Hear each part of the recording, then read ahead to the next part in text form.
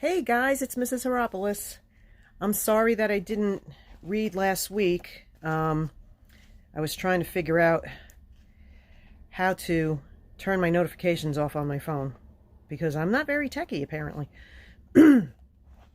So here we are. Sorry, we're a little late, but let's see. Where did we stop? The End of Merlin is our next chapter in King Arthur. Last time, what did we read about? We read about Sir Tristram and Sir Galahad and Sir Lancelot. So now we're going to talk about the end of Merlin. Merlin, the wizard, was a wise man nearly all his life, but when he was old, he fell into foolishness. Perhaps he trusted too much in his own power and so forgot that humility is the root of wisdom. He fell in love with one of the beautiful young ladies of the court, called Vivian, a girl young enough to be his granddaughter. He became quite crazy about her, followed her about everywhere, and told her any magic secret she wanted to know. He knew he was making a fool of himself, and sometimes he would think he should use his power to destroy Vivian. One day she found him in this mood and made him swear a magician's oath that he would never break, that he would never use any enchantments against her. Vivian had been brought up by the Lady of the Lake, who was also a sorceress. One magician seldom likes another, and Vivian had grown up to have no love for Merlin. There's Merlin, sitting at his desk studying. But because he was a famous figure at court, she was flattered and excited by his attention, and she also hoped to get some magic power for herself. But after a while, Vivian became very tired of Merlin's devotions. Then she grew frightened of him and said he was the devil's son, but nothing discouraged Merlin. Indeed, he could not be hurt from attacks by other people. He knew this, but in his visions, he could also see that he was going to come to disaster. He warned King Arthur, whose faithful friend he had been throughout his reign, and shook his head when he foretold how the king would need him after he was gone. "Since you know what is going to happen, do something about it," urged the king. "Prevent this disaster by one of your spells." Merlin's pride in himself is what betrayed him into Vivian's hands. When the king urged him to use a spell, his eye clouded and his voice dwindled away to muttering. He became very angry and vanished in the form of a cloud. Vivian's final moment finally came. She had been storing up magic words and spells of a simple kind that Merlin had taught her, words that had power over elementary things like rock or earth. One day she was roaming in the forest of... I really should read these before I try to read them to you. Broclinad, when Merlin told her that there was a cave nearby with a small entrance that no one would find under the shelf of a rock. He offered to show her marvelous treasures hidden in the cave, and she pretended to be very eager. Well, here is Vivian looking pretty nasty and sneaky.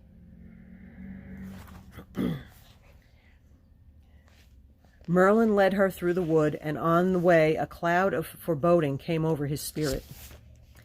He was warned, but his confidence in himself was too complete. He went on and led Vivian to the entrance in the rock. The moment he had stepped inside the mouth of the cave, she pronounced the magic word that had power over the rock, and two sides of the opening sealed together behind Merlin. Only the person who said the word could say the other word that would undo it. All Merlin's magic was useless to him in his imprisonment underground.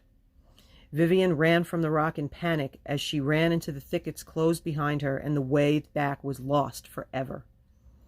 Merlin is sealed up in this earth by his own folly and pride, in the shakings of earthquakes, in the blasts of fire and water that burst to this day from the earth. The master of magicians groans and tries to soothe his unhappy heart. So now we're moving into the quest for the Grail, and this is the birth of Galahad.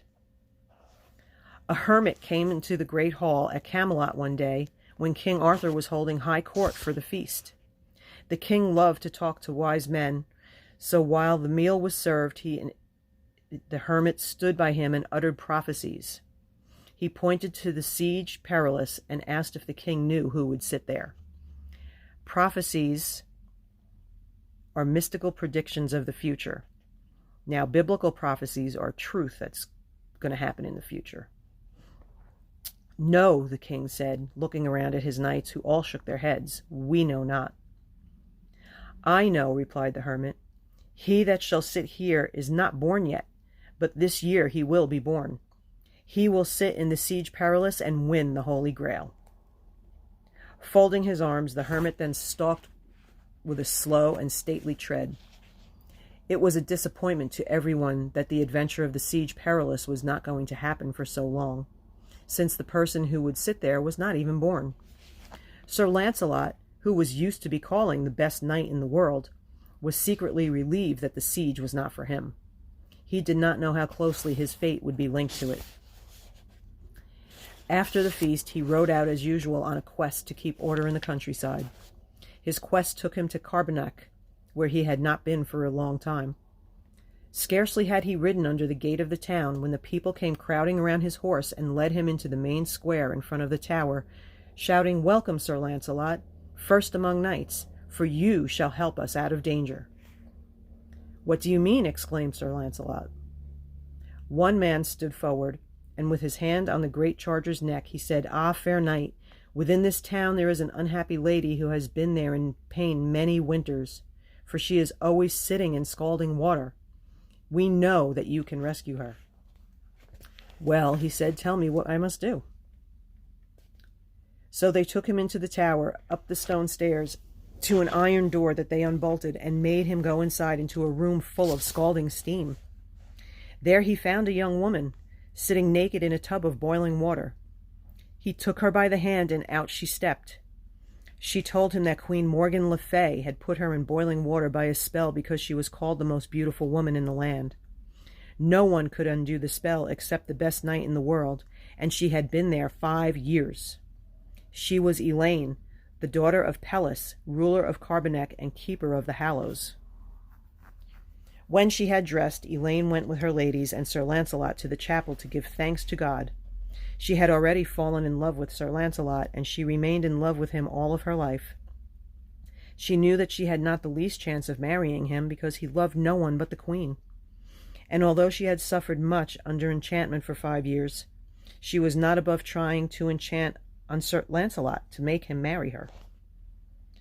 On coming out of the chapel, Sir Lancelot was met by a group of townspeople who said, "Sir Knight, since you have delivered the lady, deliver us also from the serpent that is here in a tomb." "Sirs," he answered, smiling, "show me the tomb, and I will do what I can do." On the tomb was an inscription that said, "Here shall come a leopard of king's blood, and he will slay this serpent.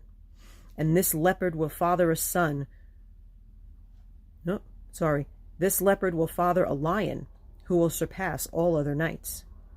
Sir Lancelot read this and said nothing. He was a king's son of King Ban of Benwick, and his shield was painted with leopards. A sword in his hand, he raised the lid of the tomb. Out reared a dragon, spitting fire out of its mouth. Everyone screamed. Sir Lancelot struck at it, but its scaly skin deflected the blade, and its fire drove him back. Holding his shield before him to keep off the fiery breath, he sprang in, and cut and sprang out of reach again, and so on for a very long time. Elaine watched every stroke, noting the immense strength, the concentration of eye and hand and foot, and the fury with which he flung himself into the battle. No other fighter could compare with Sir Lancelot in action. Elaine decided on her enchantment. After a long struggle, Sir Lancelot killed the dragon. It occurred to him that the inscription on the tomb was definitely about him, although he did not understand it. Pelles gave a feast to celebrate 2 such deeds of rescue in one day. The doors of the hall were thrown open, and the people of the little town crowded in to stare at the famous knight, a visitor from the greater world and the foremost kingdom in Christendom. Dressed in scarlet with white ermine and gold upon it, the mighty figure of Sir Lancelot dominated the table. Ermine is a small weasel whose fur turns white in the winter, and it's used for trim, for like collars and stuff on coats. He was courteous to the least as to the highest, his eyes and face as attentive to the youngest as to Pelles or the Lady Elaine. He did not show off or boast, but treated everyone as his brother and equal. During that dinner there was not a man who would have died for him, nor a woman who was not in love with him. This was Carbonek, the place of the hollows. In such power of love there, the Holy Grail was almost certain to appear, and so it did. A dove flew in at a window, swinging a golden censer in her beak, and the hall was filled with the most delicious smell in the world, and on the tables appeared every meat and drink that each person liked best. This was followed by the appearance of a young girl, bearing in her hands a golden vessel. Immediately Pelles, the keeper of the Hallows, knelt down, and so did everyone in the hall. This is a picture of a censer. I don't know if you could see it down right here. And it's a little metal object, a container that you burn incense in, and those of you that go to the Catholic Church know all about censers. After a time, the girl and the holy vessel vanished. Everyone got up. "What does this mean?" asked Sir Lancelot. "Sir," said the king, "you have seen the Holy Grail here." Sorry. Whoops. Ooh, I dropped my water. Ah, now there's water all over my floor. Oh well. Meanwhile, Elaine had been busy. Her lady-in-waiting, Bryson, was an enchantress, and she agreed to help Elaine's plan. She put a spell on Sir Lancelot and gave him a magic cup of wine after dinner that made him do anything she wanted. That night Sir Lancelot married Elaine, not knowing what he did. They went to bed in a room where every window had been blocked to keep out any ray of light, for the enchantment only worked in the dark. In the morning Sir Lancelot awoke, and not liking to sleep in a room without a breath of air, got up and opened the windows. As he did so, the spell was broken. He turned from the window and to his amazement saw a woman, Elaine, in the room with him. When she told him what she had done, and he thought of the queen, despair and shame swept over him. He believed that his strength in arms came from his being true to his vows of service to the king and loyalty to the queen. Now he saw that he had broken his vow and lost both his love and the secret of his strength. "Alas, that I have lived so long," he said. He seized his sword and would have killed her, but his goodness stopped him. Elaine swore to him that she had done it because she loved him and would love him until she died. Even in his broken-hearted misery, Lancelot respected that. In sick silence he dressed, and armed and rode away as fast as he could. He went back to the court and was hardly able to meet the eyes of the queen. No word of his adventure had reached the court, and fortunately there was a bustle everywhere because the king was preparing to go to war. Sir Lancelot took up his work and avoided the company of ladies, spending his days training knights or inspecting equipment. But the preparations took a long time, and one day a rumor reached the court that Elaine, the daughter of Pelles of Carbonek, had a son, whom she said was Lancelot's, and she had given him Sir Lancelot's first name, Galahad. Queen Guinevere heard the rumor. She thought of Lancelot's vows. She remembered how unlike himself he had been when he came back to court, and how little she had seen of him all winter. Black rage came over her. She sent for him, and by the look of the messenger's face, Sir Lancelot knew that trouble was coming. The queen was waiting for him in her private room, standing rigid and icy. She called Sir Lancelot a traitor and a false knight, and brought up all the things that he had been eating out his heart these past months that he hoped to hide from her. To be the father of this child, Galahad, had cost Sir Lancelot his honor, his self-respect, and now the love of his queen. Galahad was to be the best knight in the world, but bringing him into existence, Sir Lancelot lost all that he had loved and honored. And there is Sir Lancelot talking to the queen. He explained about the enchantment as well as he could. It sounded very lame, but Guinevere realized that something strange must have happened, and that Sir Lancelot was very much distressed. After long and bitter conversation, the queen excused Sir Lancelot, but that was all that could be said. Both remained quiet, equally unhappy. At last the king's expedition was ready, and the fleet set sail, carrying Sir Lancelot away to the wars. Time passed, the months ran into years, and at last the army came home. The queen had forgiven Sir Launcelot and welcomed him back with King Arthur as in the days before Elaine. But was not to escape his fate. A feast was given to celebrate the return of the knights, and Pellis sent Elaine as the wife of Sir Launcelot with 100 attendants on horseback. The king and queen received her, as did Sir Gawain, the king's nephew, and Sir Tristram, and all the knights of the Round Table except Sir Launcelot. He saw her arrival from a turret and watched unseen. He saw the lady-in-waiting Bryson, who had given him the enchanted cup of wine, leading the child Galahad by the hand. He saw the royal reception that Elaine was given, and he saw the king and queen speak to Galahad. That night Sir Launcelot was absent from dinner, and all the time Elaine remained at court he would not speak to her. Naturally, this created a scandal at court. Soon it was whispered to the queen that Sir Launcelot was only pretending to shun Elaine in order to keep with the king and queen, but in secret was meeting her and telling her quite a different story.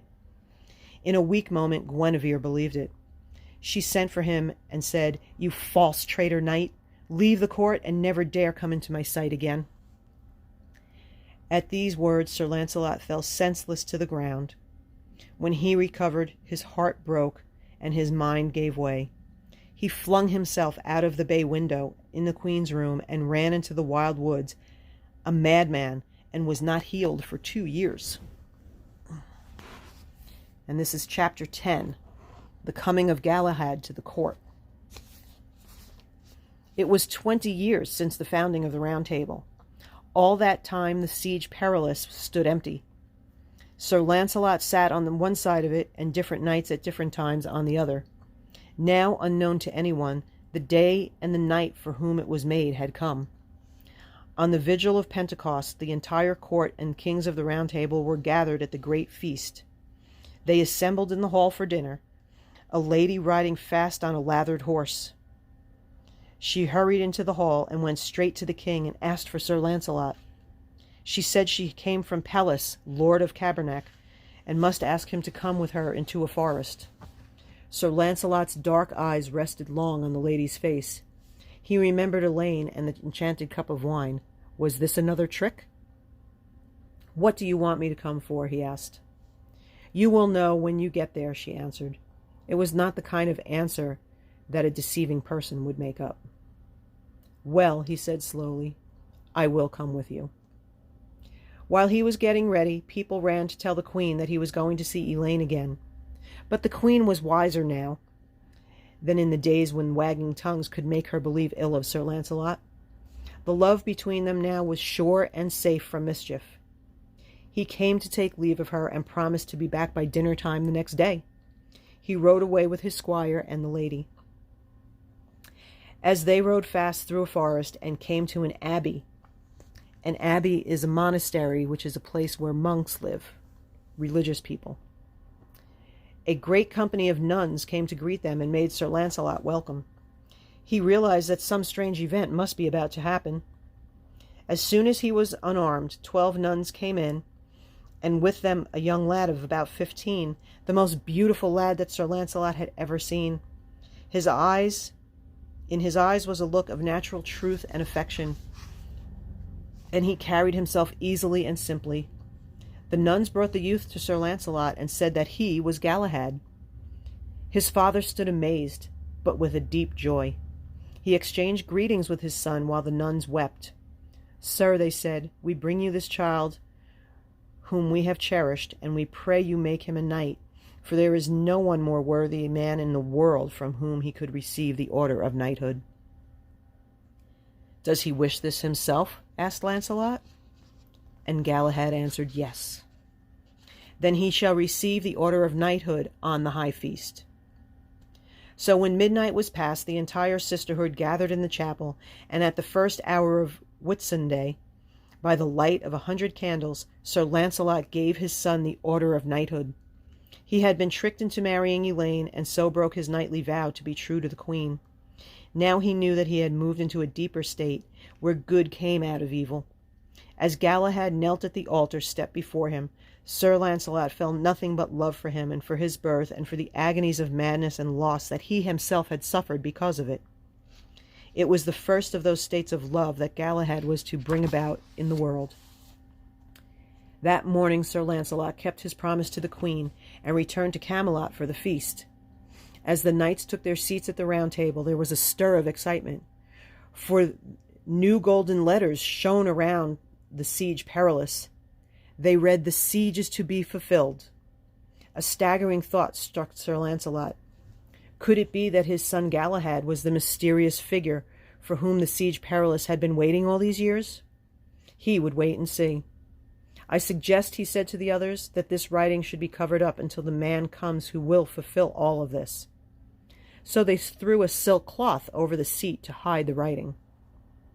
When the king gave word for dinner, but just as he was going to seat himself, a squire came running in, knelt before him, and said, "Sire, down there by the river there is a great stone floating in the water, and I saw a sword sticking up out of it." A stone and a sword! King Arthur remembered the sword and the stone that 20 years ago had given him his throne. "I will see this marvel," he said, and went down the castle walks to the river bank. Everyone in the hall followed by a long procession. On the water floated a block of red marble, and out of it rose a fine sword. In its jeweled hilt was carved, "Only he by whose side I sought to hang shall take me, and he shall be the best knight of the world."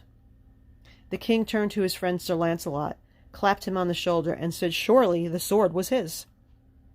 Sir Launcelot smiled, but answered gently, "Sire, it is not my sword. I am not going to put my hand to it, for I know it is not for me. I am sure that some great thing will begin today." The king looked around, doubtful whom to call to attempt the sword. Perhaps Gawain, his nephew, who was always trying to rival Sir Launcelot, would have a chance now. "Nephew," said the king, "will you try?" Sir Gawain looked at Launcelot and at the sword and all the watching faces. He was afraid to fail. "Sire," he replied, "excuse me, but I would rather not." King Arthur knew he wanted to be urged. "Sir, for my sake and at my command, try to take the sword." "Sire, at your command I will obey," said Gawain. He stepped onto the bank, a splendid figure in purple and gold, his red hair shining, his face white with excitement. He grasped the sword, but it held fast.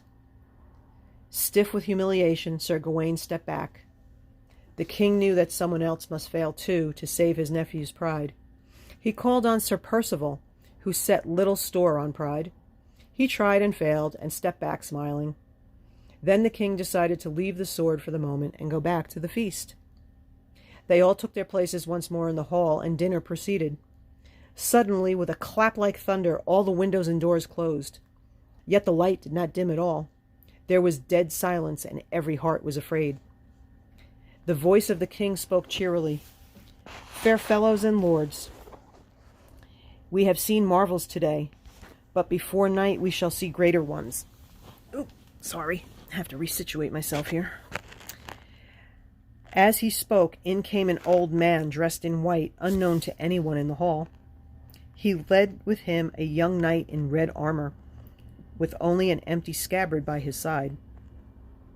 Sir Launcelot's heart moved. He had seen the young knight at midnight. No one else knew him, or had seen him ever before. The old man led him to the king and said, "Sire, I bring you here a young knight by whom the marvels of this court shall be accomplished." "Sir," said the king, standing up, "you are welcome, and the young knight with you." The old man helped the knight to take off his armor. Under it he wore a tunic of scarlet linen, and the old man hung on his shoulders a cloak edged with white fur. Then he said to the young man, "Sir, follow me." He led him to the round table, to the Siege Perilous. Everyone saw Sir Launcelot in the next seat exchange a greeting with the stranger. The old man lifted up the silk cloth, and the writing on the chair had changed too. "This is the siege of Sir Galahad." "Sir," said the old man, "that place is yours." In dead silence the young knight sat down. Sir Launcelot drew a sharp breath. Nothing happened. The lad sat easily, looking around him quite naturally at the faces of famous knights. Then he turned and said goodbye to the old man, who left the hall. Everyone began to talk again, and dinner went on. By now the news was buzzing around that the name of the new knight was Galahad, so he must be Sir Lancelot's son. The old story of Sir Lancelot and the tricked marriage with Elaine was told again. People slipped out of the hall and ran to the Queen's apartments with the news, swearing the newcomer was exactly like Sir Lancelot. The Queen answered, "I should like to see him. He must be a noble man, for so is his father." After dinner, the king took Sir Galahad down the river to see the sword in the marble rock. The Queen saw the company going out, and she gathered her ladies and went too. The king told Sir Galahad what an extraordinary object it was, and how several famous knights had failed to draw the sword. Sir Galahad looked surprised. "Sire, it is not extraordinary," he answered politely, "because the adventure is not theirs but mine. I knew this sword would be here, so I did not bring one, but here is the scabbard." It was indeed the scabbard that Merlin had left on the island, that could be reached only by a bridge 6 inches wide. No one knew how Galahad had won it, and he said no more about it. Galahad took hold of the hilt and drew the sword out as easily as the young lad Arthur had done 20 years ago in London churchyard. He slid it into the scabbard and said, smiling, "It is better here than in the stone." Then he took it out again, looked at it up and down admiringly. "This is the sword of Sir Balin the Savage, the great fighter," he said proudly. "With it he killed his brother Sir Balin by mistake." He went on to tell the king the story, and the king smiled at Sir Lancelot, for they had known the events Sir Galahad spoke of before he was ever born. But the adventures of the day were not over yet. So, next time we're going to see what those adventures of the day are.